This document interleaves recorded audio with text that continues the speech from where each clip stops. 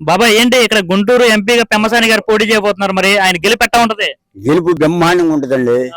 ఆయన చంద్రశేఖర్ గారండి లోగడ ఎంపీ చేసి వెళ్ళాడు. ఆయన ఆయన తరపున ఈయన పెట్టెళ్ళాడు. ఆయన్ని మేము గెలిపించుకోవాలి.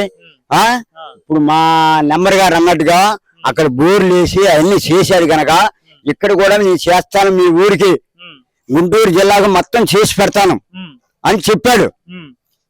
నాజల మనోహర్ గారు కూడా నేను లోగడ 24 గంటల్లో చివలూరు వంతెన వేపించాను, నందిరికి వంతెన వేపించాను అని చెప్పాడు. దానికి మేము సమ్మతి అయ్యి మేమందరం ఐకమత్యంగా ఉండి ఒక్క కట్టిగా ఉండి ఇవాళ వైసీపీకి ఒక్క ఓటుకో పడినాం. అది అయితే ఇక్కడ పెమ్మసాని గారిని గెలిపిస్తాం. అది ఎంత మెజారిటీతో గెలిపిస్తావు? 70,000. 70,000 మెజారిటీతో.